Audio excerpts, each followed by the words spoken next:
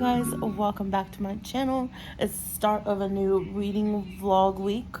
So this week I'm starting out with the second book in A Good Girl's Guide to Murder, which is Good Girl, Bad Blood. I'm so excited to jump back into reading this again. So I'm going to start out with this one. So I'll go ahead and tell you what I hope to read this week, because these are ones that are doing like 5 days, I believe. So I'm hoping to read Good Girls Guide to Murder. I know I'll get through that. Probably read this in like 1, maybe 2 days. The writing from Holly Jackson is so good. It's one that sucks me into and keeps me reading.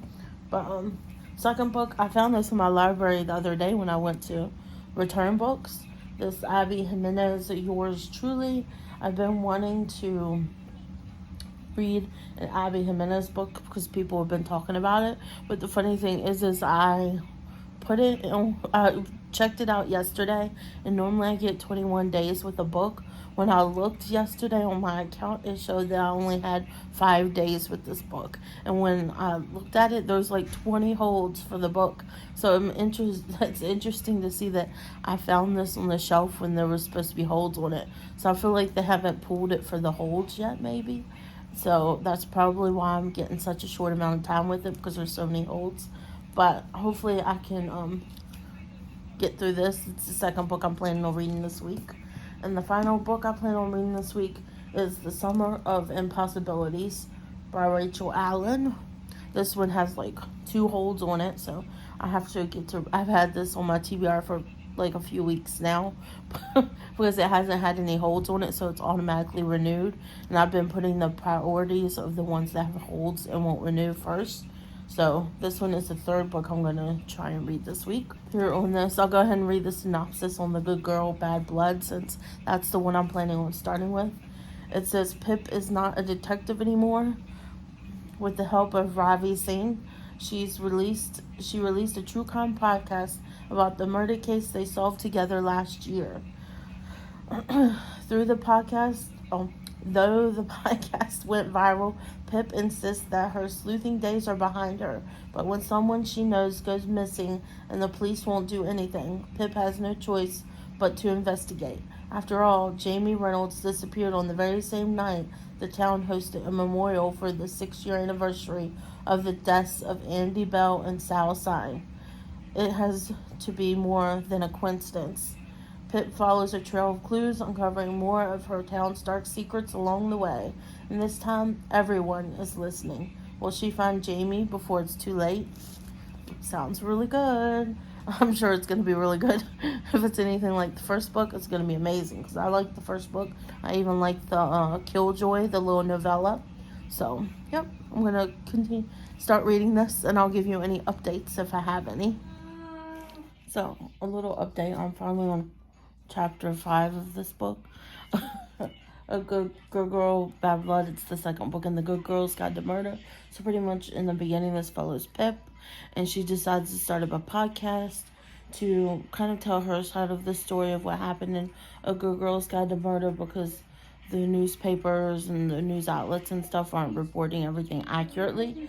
So when she pretty much goes through the episodes, I think it was like 7 or 8 episodes, people are begging her for a second season of the podcast. It's like one of the #1 podcasts and everything. And then she decides to continue on the podcast, but the update with the trial that's going on. But there's a trial going on for the guy who was drugging all the girls and raping them at the party. So she's kind of covering that. Which I'm going to be honest, I've been a little bit bored with it so far. But we just got to the part here in chapter 4. Connor comes to her frantic, saying that his brother went missing. His brother Jamie. So now we're finally at the part where chapter 5, finally at the part where something's starting to happen. Somebody else has gone missing again. So I guess she's gonna maybe investigate, and it feels like this one, instead of it being like where she was doing her thesis and she was writing down everything, I feel like this one's probably gonna be following her in like podcast form. So You have to excuse me. The background, that's my son. But anyways, I'm going to keep reading. But so far, this hasn't grabbed me in the beginning, not like the first book did. So I'm going to keep on reading and see if maybe my mind changes. Maybe it'll pick up. But the beginning was a little bit slow for me, honestly. So a little update about Good Girl, Bad Blood. I'm still reading it. I'm about maybe halfway in. And they're investigating Connor or Jamie's disappearance, and Connor's helping them. So they're finding out that Jamie was talking to some girl he met on Tinder called Layla. Well, they found out that Layla was a catfish. That wasn't really Layla, and they're trying to investigate. They found out who Layla really is because she's using another character's picture that's edited. Stella's picture that's edited to look different. So they are using a dummy account to message her on Instagram, this Layla chick on Instagram, to find out who it is. So she sent her a message saying, "Hey, how are you?"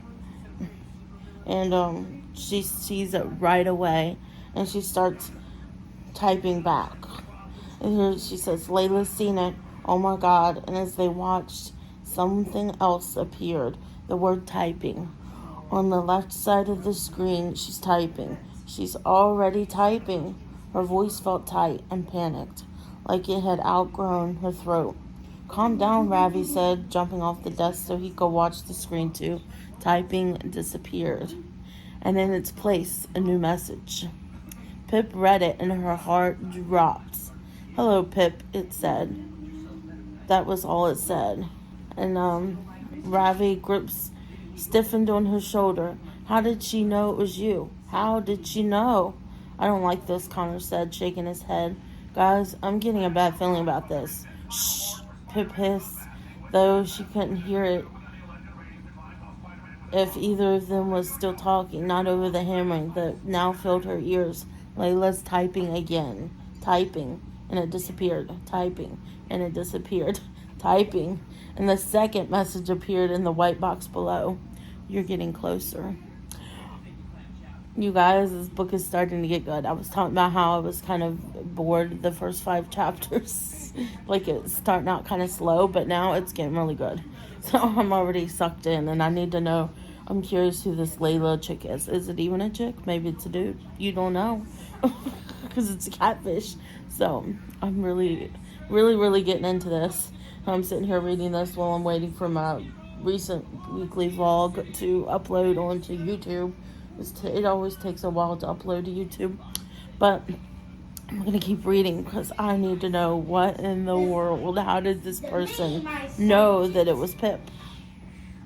How did they know who sent the message?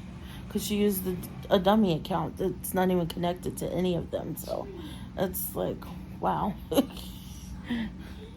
And I'm back again so soon on the next page. And it says, "The shock have receded now," and Pip jumped into action. "I need to reply now," she said, typing out. "Who are you? Where's Jamie?" This was no point pretending anymore. Layla was one step ahead. She pressed the send button. She pressed send, but an error box appeared instead. "Unable to send message. User not found." "No," Pip whispered. No. She thumbed back to Layla's page, but it was no longer there.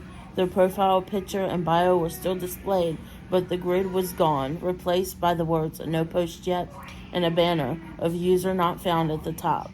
"No," Pip growled in frustration, the sound raw and angry in her throat. She disabled her account. Wow. There we go. So I'm definitely picking up now and starting to have some things happening. Oh, I'm really excited. Hi guys. So it's the next morning, I think, since the last clip I took. And I just finished A Good Girl's Guide, the second Good Girl's Guide, the murder book, A Good Girl, Bad Blood. I'm not going to say too much about it because I don't want to spoil it in case you guys want to read it, you definitely should. These are like the best like a murder mystery books that I've read for YA. Anyways, I really like them. So good. And I was talking earlier about how it was kind of started off slow in the beginning, but it was pretty much just in the beginning introducing her and the fact that she started a podcast called A Good Girl's Guide to Murder. This kind of ends on a cliffhanger though. You kind of know what the next book is going to be about, because she begins investigating a person who runs away at the end of the book. So I'm giving this another 5 stars. I think this whole series is probably going to be a 5-star series for me. But I do actually have the last book to read, and it is so hard not to just get that one to read next, because I really want to find out what happens in the end, the conclusion. Does she find the people that she started looking for at the end of this book? I'm going to have to wait. Maybe next week I can read that one, because I have books. No, these are from the library, and I have books that are due, and this one's due in 2 days. And the next one I'm starting on is also due in 2 days, even though I just recently picked it up from the library last week. This is the next one I'm going to be starting on. This will be my first Abby Jimenez book. I've never read any of her novels before, but I know a lot of people have been talking. I think this is her newest one, Yours Truly. A lot of people have been talking about it. So I cannot wait to try and read it and see if it's good. This might be maybe I can read the third A Good Girl's Guide to Murder book after this one, because I know I told you originally in the beginning that this was going to be my third book, but I don't know if I'm going to make it, because this is due in 3 days also, so I don't know. We'll have to see if I can finish the Abby Jimenez, Yours Truly, at least tomorrow morning. Then maybe I can read the other one and finish it in time before I have to return it. But these ones, the Good Girl, this one that I just read, and this one are due in 2 days. So I was just going to return this book when the other ones are due. That way I don't have to make like a trip, 2 trips to the library. Because it literally, our library is like across town. We're on one end and it's on the other end, like in the old town part. But we'll see. Maybe I will. We'll see. It depends on how long it takes me to read this book. So I'm going to start reading this now, and I'll give you any updates if I have any, and we'll see if I like Abby Jimenez's writing. I forgot to read the back of the book to you guys. I usually read the back of the book, and I forgot to do it this time. So it says, Dr. Brianna Ortez's life is seriously flatlining. Her divorce is just about finalized. Her brother's running out of time to find a kidney donor.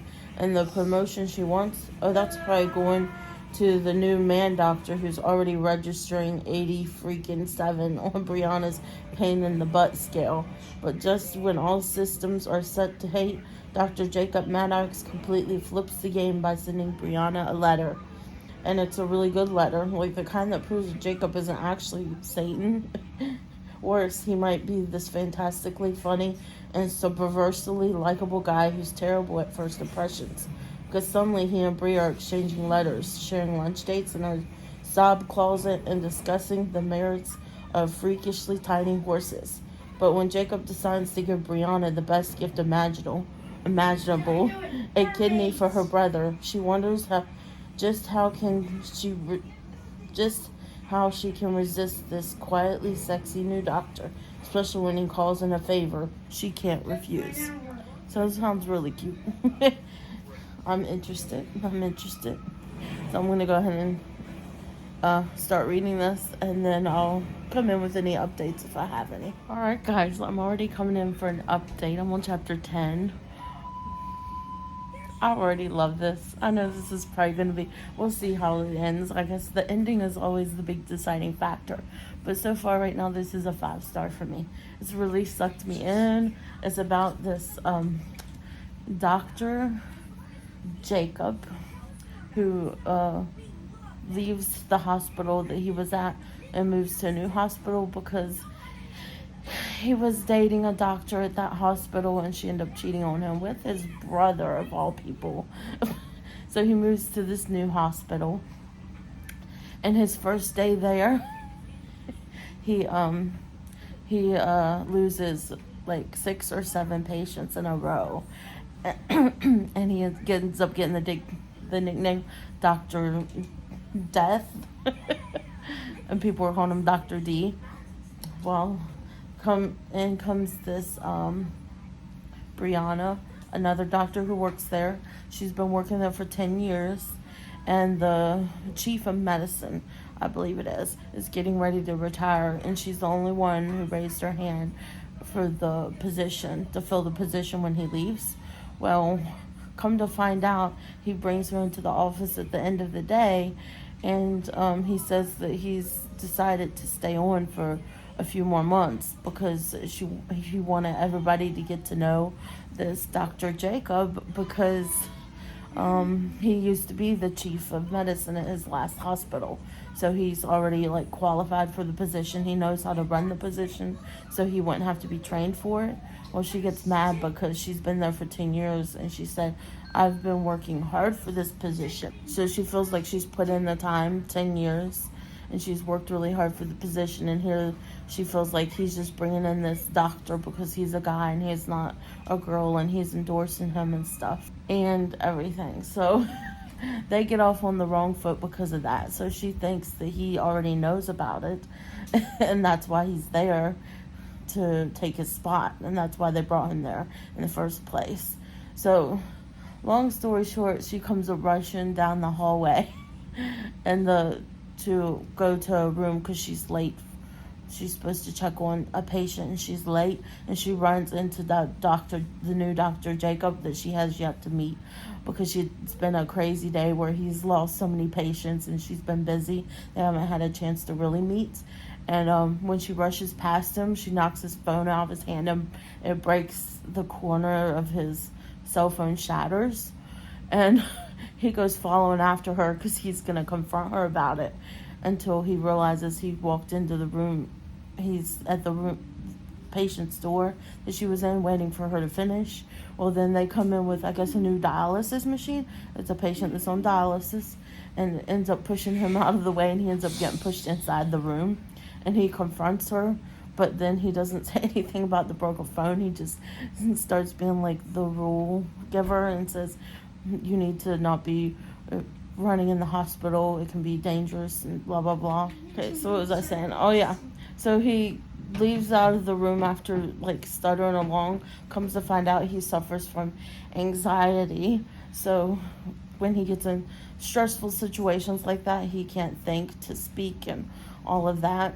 And okay, life of a mom. So where was I at?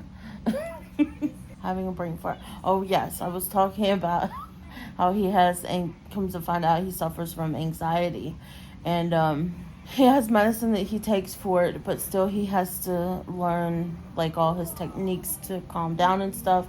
But it makes it more situations more stressful for him. And he doesn't like to, he's more of an introvert, so it's not like he doesn't like big crowds or anything like that.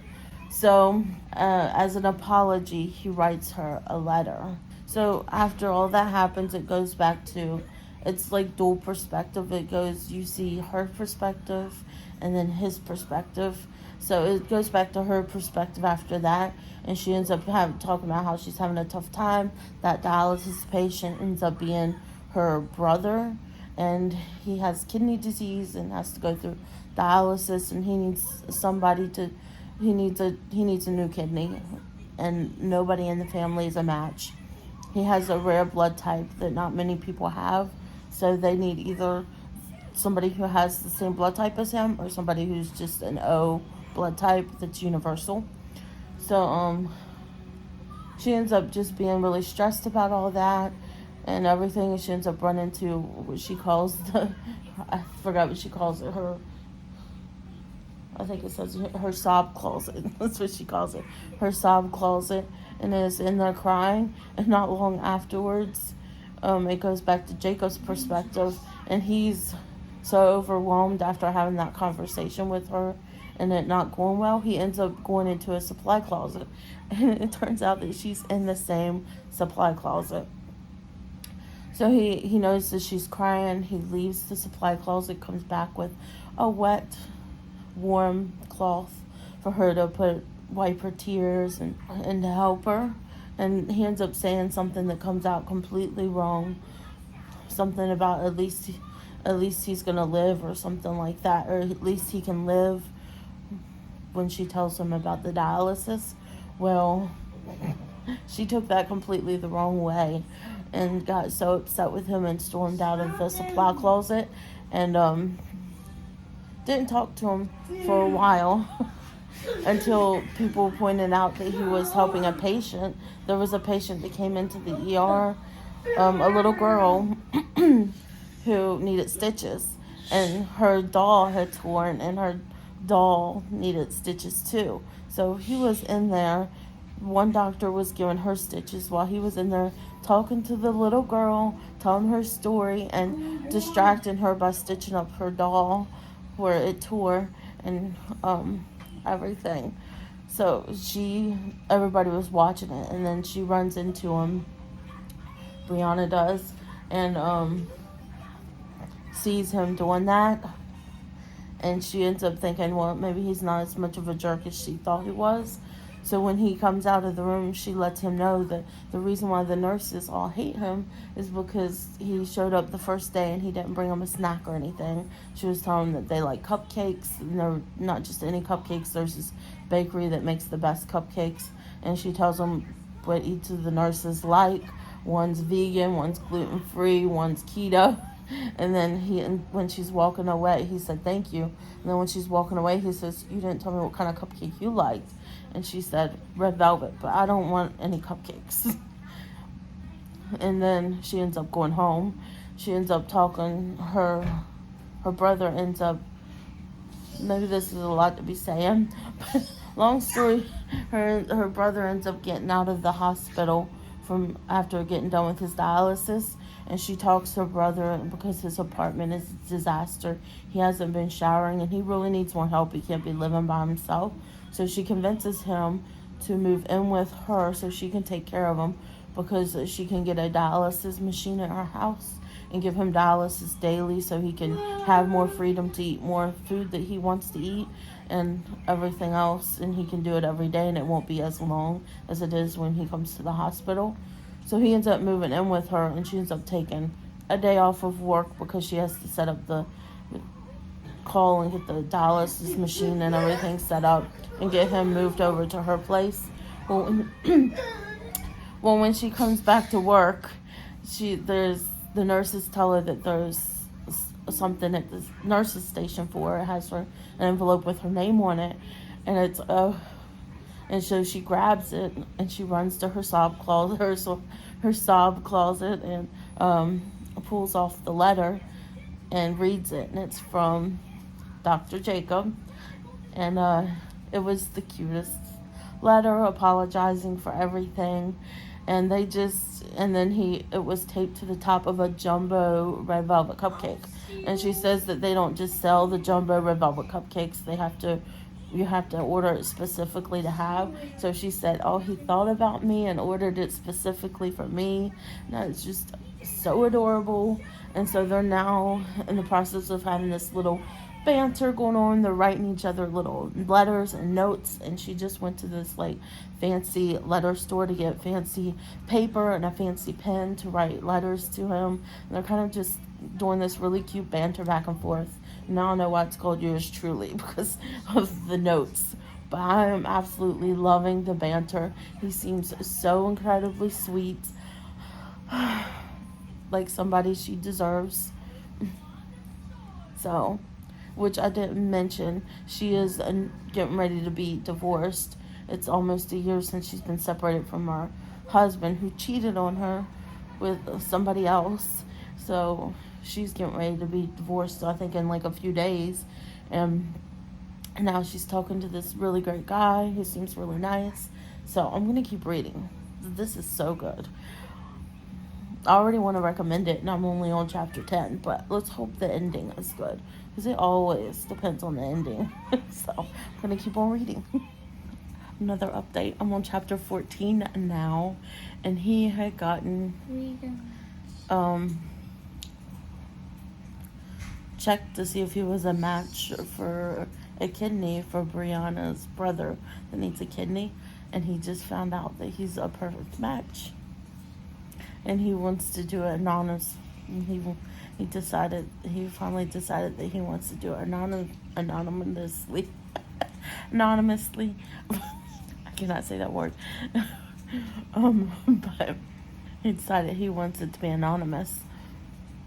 He doesn't want anybody to know, not even his family, because he's thinking about he told his family that he was dating somebody, so they would be happy for his brother getting married to his ex and go to the wedding.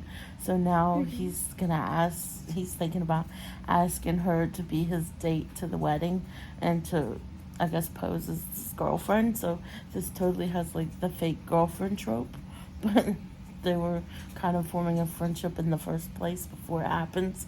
So I'm really excited for that. I just had to give that little update. I thought it was so cute.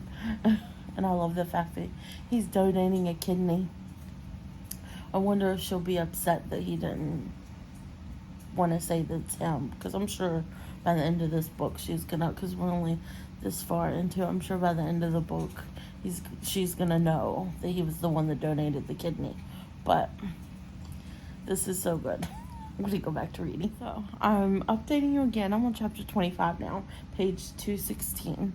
So we've already been to the part where they, like I told you the last time, there was going to be like a fake dating trope. We're at the part where they're in the middle of the fake dating trope. He wants her to go with him to the engagement party and the wedding from his brother and his ex.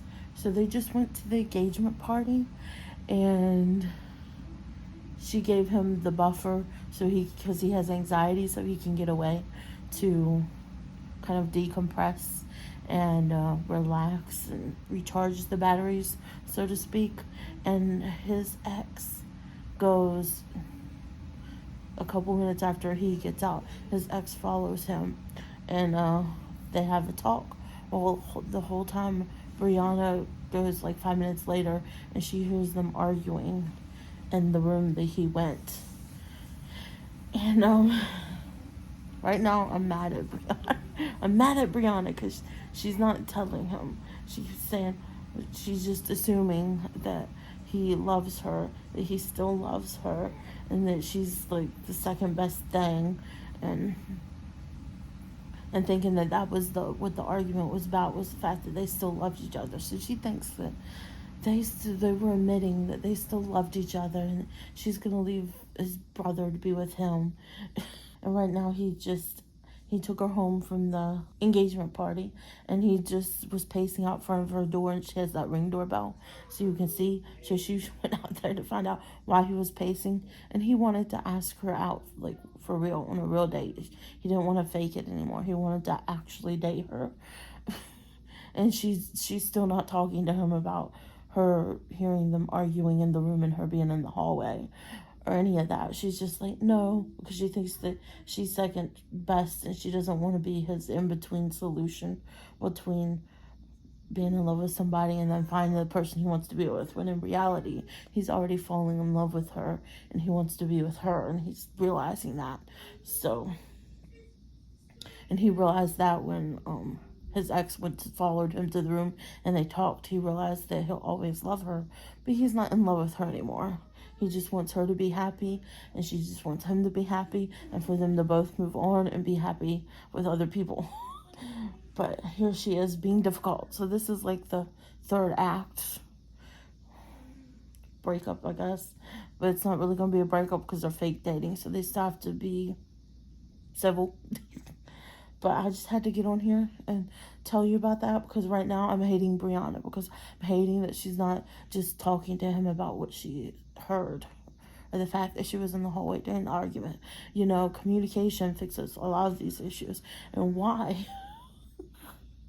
can't we just have one romance novel where there's not the third act? argument, breakup, whatever. Why can't they just get together and be happy until the end of the book, and then they live happily ever after? No? I guess that would take the drama and the angst out of it. Well, one of these days, maybe I'll read a book that's like that. Anyways, I'm going to get back and see if I can finish this chapter, because it's almost time to put my son to bed. So, I'll see you guys for another update. Good morning, guys. It's the next day, and I'm almost finished this book. I only have a little bit left. So I'm near the end, and I'm on Jacob's part now. But when they were out, she ran into somebody she knew. When her and Jacob were together, she ran into somebody she knew from her childhood. I guess her mom used to be the maid at their house and everything. So now she's like reconnected with this person that she knew from a long time ago. And her mom always joked that she thought she would marry him. So now she's been like texting him back and forth, and I hate her. I hate her so much for doing this, because now we're in Jacob's head, and he's starting to have like this panic attack because he's thinking of all these scenarios. He can't stop thinking about her texting him that he doesn't want her. She doesn't want him, but she wants him, the guy that she's messaging. And she can tell something's wrong with him, because she's asking him, said, well, if you don't want to go, we can just go back home. But he doesn't want to go back home, because all he can think about is her texting. So this is about to blow up, I can tell, because he just talks about he's having a panic attack. It's the last thing I read. But I thought I'd give a little update, because right now I don't like her very much. She's not really communicating good with him. So he's like falling in love with her and everything, and they have finally moved in together and everything. So I thought once they moved in together, they might start getting together, but no. Idiots. I'll be back probably once I'm done reading the book. So I'm back so soon again. I'm back on Brianna's now. And when he was with Jacob, they made his ex-girlfriend and his brother, they made an announcement there, which he was already in a full-blown panic attack mode. He wasn't really, conscious in anything that was going around him. So he said the only thing he could think of, which was the phrase that she gave him to get out of, and get some alone time. So he said, in this economy, and then he ran downstairs to the basement, and not long after that, Brianna chases him. Well, it turns out that she was not texting that guy the whole time. She was texting Alexis and watching TikTok videos. So he didn't know. He's panicking about it, thinking that she wants somebody else, and she's in reality texting Alexis. But then when she gets downstairs, she finds him, and he's when she realizes that he's having a full-blown panic attack. He's sitting on the couch crying, and she thinks that it's because of the announcement that Amy and Jeremiah, his brother, had announced, and she thought that he was heartbroken over her, and that's why he's having the panic attack. But in reality, it's because of her and all the texting, and he's thinking that she's texting some other guy, and when in reality he's in love with her.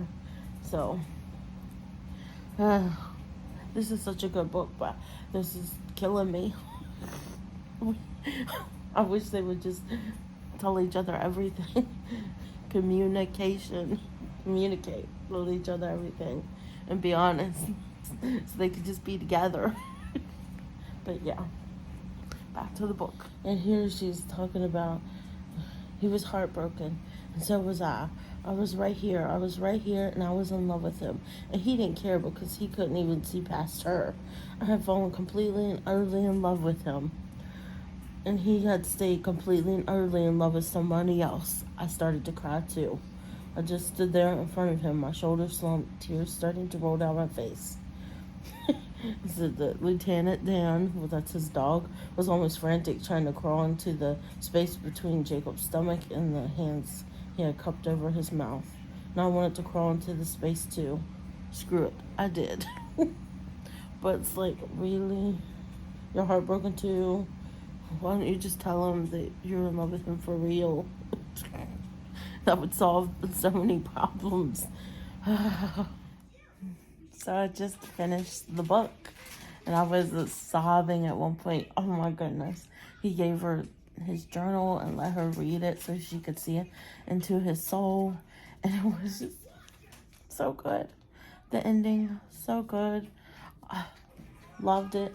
I loved this book. I cannot wait. I'm gonna have to read all of Abby Jimenez's books now. This is like Colleen Hoover, another Colleen Hoover for me, where I loved it so much that I couldn't put it down.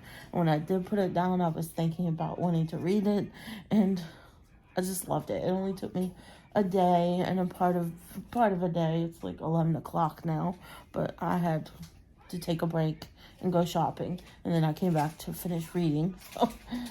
Oh, it was just so good. 5 stars. I definitely recommend this. So good. I loved every minute of it. So, being the fact that I finished that in one day, I think I am going to try to start reading The Summer of Impossibilities by Rachel Allen. This is technically due in 2 days, so we'll see. I would like to finish it in the morning. I would say today, but I don't think I'm going to finish this today, but maybe in the morning, so when I return my other books, I can go ahead and return this book, because it's going to be due the day after. It's due the day after of Yours Truly by Abby Jimenez, so I'm going to go ahead and start this one now.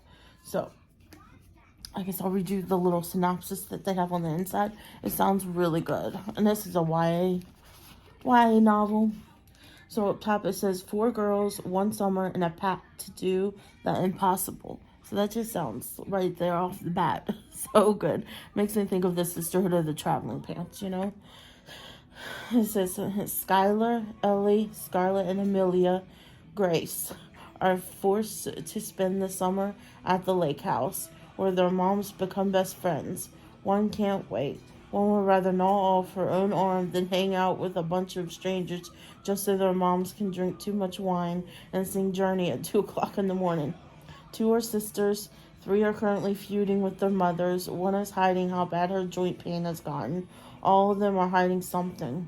1 falls in love with a boy she thought she despised. 1 almost sets her crush on fire with a flaming marshmallow. 1 has a crush that could change everything. None of them are the same at the end of summer. So, this sounds like just a really good summer book, and I do want to read it before summer is over, even though right now I'm in the fall state of mind. I can think about nothing but fall, and I'm ready, and it's like even starting to become a little bit closer to fall here. In the mornings, it's like in the 60s. It still warms up in the afternoon to be in the 80s, but in the morning, it's in the 60s and feeling so good, and I can just taste the fall that is coming. I can't wait. But before then, I'm going to try to read this book. Hopefully, it's good. I'm going to go ahead and start this book, and then I'll give you any updates if I need to. So, I just finished The Summer of Impossibilities by Rachel Allen. It is the next day, so I decided to just return my other books and keep this one. It's due tomorrow, so after I drop my son off at school. His school officially starts tomorrow. After I drop him off at school, I'll stop by the library and drop this off at the outdoor spot where you can drop the books off at. But I thought it was a really cute story. I'd probably give it 2 stars, just because it felt really young. It kind of felt like the Sisterhood of the Traveling Pants, but there was no pants. Or maybe a Yaya's, what is that? Yaya's Sisterhood one, but Yeah, it was more updated for like today's times because it had a girl that had two moms. There was one that was in a Christian church, but she was having feelings and thoughts about girls, and it was more of like an updated version of it. But it was basically about a group of girls. Their moms are friends, and they haven't been to the lake house in forever, and they end up going to the lake house because of what is it? Skylar and Scarlett's mom and dad are separating or getting a divorce because she finds out that he had been cheating on her. So that's what brings them to go to the lake house. Their mom ends up calling her other friends, and they all get together to go to the lake house. Well, these girls in the beginning were just getting to know each other. They weren't really friends, but they discover in the attic, like, there was a friend group that came before them that used to live there, and they rent out the lake house. So they think it's just somebody who was staying at the lake house that had like a friend group, and they decide to start up the friend group between them with each making goals of what they want for the summer and how they want to change by the end of the summer. So it pretty much just follows the girls over the summer trying to accomplish the goals that they wanted and discovering themselves over the course of the summer. It was good. It felt a little young, maybe because I'm old, and it is a YA novel, but it was okay. I did like the way the author wrote. It kept me reading, and I kept on wanting to know about the girls. So maybe I would read other things by this author, but I don't know. So that's that. And I'm moving on to another book, so I think I can get one more book read this week for y'all. So the next book I'm moving on to is Song of Achilles. I've heard so many good things about this, and I love books that have to do with Greek mythology. I just think they're just so interesting.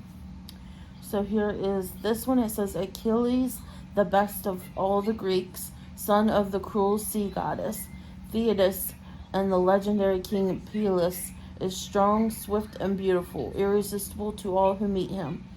Patroclus, I might be saying a lot of these names wrong, sorry if I am, is an awkward young prince exiled from his homeland after an act of shocking violence. Brought together by chance, they forge an inseparable bond. Despite risking the god's wrath, they are trained by the centaur Chiron in the arts of war and medicine. But when word comes that Helen of Sparta has been kidnapped, all the heroes of Greece are called upon to lay siege to Troy in her name. Seduced by the promise of a glorious destiny, Achilles joins their cause, and torn between love and fear for his friend Patroclus follows.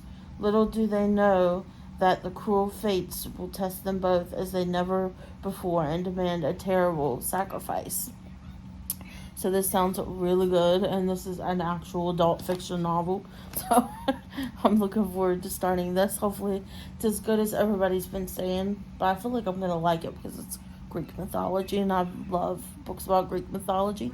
But I'm going to go ahead and start reading this, and I'll give you any updates I have along the way. Hi guys, so I did talk slightly about a book I was reading on my Kindle Paperwhite. It's an older Kindle Paperwhite, not the newer ones that people were getting. But I was talking about a book that I was reading. This is a middle grade book, I believe, by Mary Downing Hahn, Hahn, and it's called Wait Till Helen Comes. And she kind of does like middle grade ghost stories, I guess you could say. And this one was about a single parents that get married. It's a mom who has a boy and a girl, and then a dad who has a little girl. Well, the little girl seems to be not happy and kind of moody. She doesn't want to be in the family.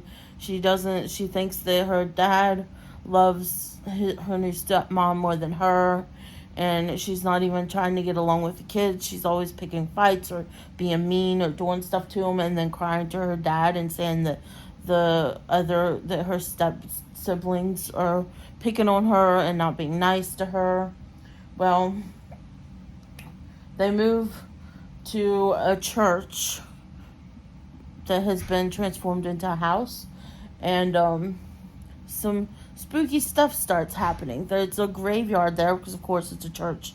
So there's a graveyard nearby, and soon the little girl starts seeing a ghost named Helen. Not long after they move in there, and it turns out that the ghost of Helen, her parents also died in a fire, and the little girl, her mom, had died in a fire too. So they kind of connect, the ghost and her kind of connect on that, and it pretty much just goes through that story. And it's a very short book. It was not even 200 pages. I think it was like 180 pages or something like that, because it's like just a quick little ghost story. But I thought it was so cute. I give it 5 stars. You're pretty much just going through, finding out about the ghost. She keeps on denying it, and she even says that, like, she says, wait till Helen comes. She sends Helen to destroy her stepbrother and her stepsister's things one time. And it's just really spooky, really good for spooky season. And if you like middle grade books, they're just quick, easy reads. This is definitely a good one that I was reading on Kindle. So I thought I would just tell you about it. I rented this one from the library. And I think it's the Libby app I used to get this, because I think it's on the Libby app that you can get your ebooks from the library, and they'll send them to your Kindle so you can read. So I gave that 5 stars. I really, really liked it. The next one I'm going to start when I have to download it. But it's also from the Libby app. I have another one that I got. I'm going to remove that one because I don't need it anymore. It downloaded. So I'm planning to read Submerged by Danny Petrie. And this one's an adult novel. Let's see if it has a synopsis here. I don't see a synopsis here, but it's Alaskan Courage book number 1. It's a Christian suspense. This is submerged as a romantic suspense that will keep you up at night, but it's based in Alaska. Let's see. I'll show you the cover. So here's the cover. This is what I'm going to start on next, Submerged. And it just says Submerged as a romantic suspense that will keep you up at night. And it is the Alaskan Courage books. This is book 1. I think there's even like a prequel book, but this is the first one I got, and I got it from Libby too. It was on hold at the library, so I'm gonna see how I like these. I think I'm gonna like it though. I've been wanting to read some books that are based in Alaska, so this will be the next one that I start on my Kindle. I like to read a book on my Kindle and read like a physical book. So I usually read the physical book during the day, and then it's at nighttime that I'll read some of my book on my Kindle, because it's dark and it's just easier to read your Kindle when it's dark.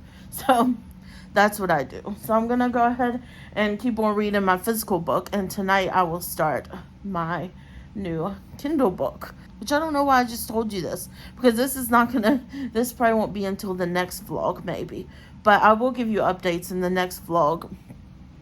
I will give you updates in the next vlog with this book to let you know my thoughts and stuff, because this will probably be in the next reading vlog, the rating and everything and about it. But yep, so I end up DNF in this chapter 13.